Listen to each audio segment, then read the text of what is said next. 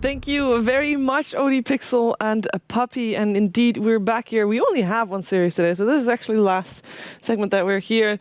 And it's good too, it seems, because... it was enough to tire poor Slacks. This guy. Huh? Oh, yes. What an interesting game. What do you think about the was. game, Slacks? Great game. I mean, overall, a lot of things happened. In the early game, things were a little bit slow, but towards the mid game, a lot of fighting going on. And then the late game just didn't happen. Overall, just a fantastic game of Dota. I actually have written down the opposite. I said, it's literally game, the exact opposite of slow what he said. mid-game. Like, what? Swing and a miss. To be fair, it was a 50-50, right? It's either an action-packed game or a slow game, so Yes. you took the half season, you lost. Well, You did your best. if I was Purge, nobody would have questioned me. They would have been like, interesting analysis. You would have got some seems goods, some thumbs up. Yeah. What are you going to do? Thanks. All right, well, you guys were definitely paying attention. What was that game? What was your impressions on that one? Well, I liked how Team Spirit played it out in the early game. They just went really crazy because that's the only thing their draft was really excelling at. And they did, I mean, they kind of did what I wanted them to do in going for one thing that they had. And they just went, I just didn't believe in it, though, even when I saw it. Yeah, but I didn't either, actually. They showed how it works. It was crazy how they did it. They just ignored towers, dove and dove and dove. And that mid lane was action-packed. I mean, the OD and ES combination worked out pretty great. Yeah. Sometimes the ES died where he shouldn't have. I mean, that's unfortunate. But he did what he needed to. He won the lane for the OD. The Invoker lost his lane pretty handedly and put him in a good spot to go into mid-game. Yeah, we were all wrong on the second game, by the way. They're powered I by think our it was disbelief. because, okay, so yeah.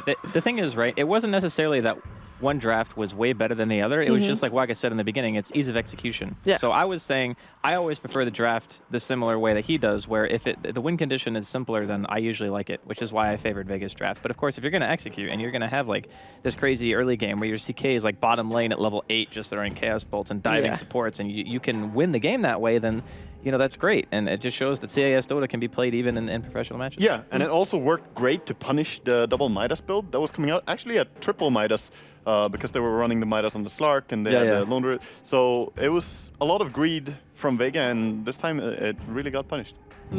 Yeah, and we have also some highlights from the previous game. So in case you missed some of the gameplay, Some. Slack. Yeah, for those. Or For the those. majority of. We're going to see the replay of the highlights. Yeah, that makes sense. So, Alrighty. alrighty. This was actually the huge CM ult fight, right? Yeah. So I was like yelling Entangle, and then he gets Pause. first hit rooted. Yeah. CM, This positioning is so good, honestly.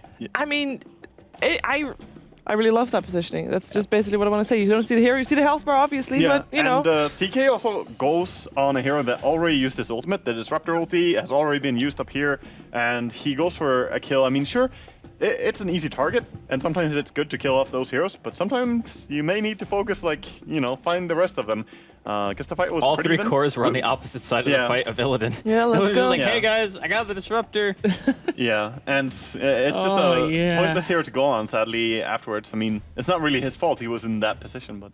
And then he walks all the way through the CM ulti. He's just like, he gets solo kill by it. Like, he actually He dies does- dead. he dies during- CM kills him and his Phantasm illusions completely on their own. And this guy, he balls in. He's deciding, well, this is not the right play, but this he can't do anything.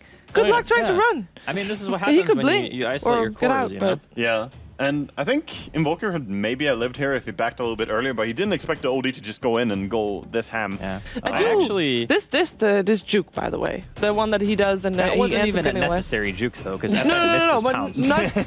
not this, but afterwards, like he gets away. I mean, yeah, they got the Aegis, but he gets away afterwards. Oh, yeah, because Slark had no mana. Yeah, but no one can fight. The Sing it. CM and Slark have no mana, so they just can't continue that. But that was a massive team fight lose for Spirit, indeed. Yeah. Because they lost 4 heroes and the Aegis, and that was when they were actually ahead. So Vega, they showed some signs of life there. Yeah, and then I believe at minute 25 there was another fight. I'm not sure if you selected that what happened on the top lane, and it basically started out good for Vega, and They all of a got sudden, flanked. Yes. Yeah. Super flanked. And Puppy said it in the cast as well. It's like their lineup is very immobile. Mm-hmm. So once you're already caught at a position, you have no reset button. It's just, we have to take this engagement, and if we lose, we lose. And unfortunately, the OD ulti, I think, hit like 3 or 4 heroes during that fight as well. Yeah. And it was just all downhill for me. And it's like he pointed out as well, they don't need to have that many heroes there because they were going for a tier 1 tower. I mean, maybe they were going for We're going back in. We're going back in. Yeah, There this we is that exact fight. So I'm thinking here, you know, Vega got this. They might be able to glimpse their spirit back and then kill him off. But then comes the rest of the team. Yeah. I mean, they all got baited to go on the ES there and show themselves in bad positions. Just made it so easy for the Batrider and OD to go behind. And it's just a disastrous fight in every way here for Vega. Yeah, and they can just chase everybody. That's awesome drawing right there. You're very good. I think the other thing, too, that's really important to note about this game is just the cores that Team Spirit picked and the timing that they have together. Because the OD and the CK synergize very well, and that they're both really strong at the same point in the game. And then you have Batrider That initiation. mobility. Yeah, it's like, just- even a Slark can't run away. Like, because of the way that they're able to play this out, they can completely ignore FN because he just doesn't deal damage fast enough. That's one of the biggest issues with Slark is that he kind of ramps up damage in the fight. But with heroes like OD and CK, your heroes are dead before you even become a threat. And I think that's really where the team fights kind of win in their favor because they just don't last long enough for a hero like Slark. Well, they also countered Slark in a very nice way because when Slark was about to start roaming around and killing stuff, well, then they were already pairing up the Batrider with the CK and just moving around, killing stuff across the map, killing the Slark, in fact, as well. And Slark could just not find kills because he's a hero that relies on the enemy going alone, finding the easy prey, the easy enemy support being alone. But there was never a point where he could find pickoffs on the Slark, or with the Slark, I should say. And we can take a look at the standings now that Spirit and Vega have 1-1 to each other.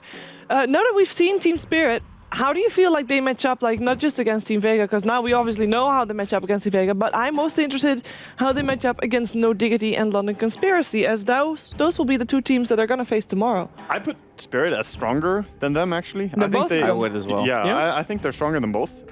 They had in my opinion, stronger performance in their game against Vega here, but then you have sometimes that teams are strong against different teams, you know? You have things that you're bad against, like split push or whatever, but I think they're strong, Team Spirit. Because both of those two teams have, of course, 1-1 Vega as well. So, you know. Well, I said at the beginning of the day that it was going to be interesting to see how they were able to meld with that kind of first time. And it shows that it seems like they are improving and learning as we've seen, and they were able to stand up to Vega, which is one of the strongest contenders in the tournament. So very Definitely. pumped to see more from some Team Spirit coming up in this tournament. And we got to see the Phonic Batrider as well. That's it? The That's it? classic. Yep.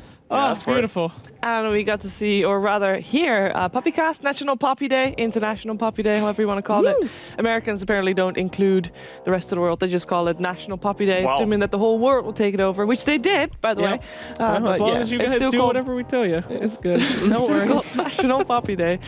And but that's it for today. We only had one series today, unfortunately, but tomorrow we are going to be back. So it's going to be Team Spirit, and they're going to go up against London Conspiracy and then up against No Diggity.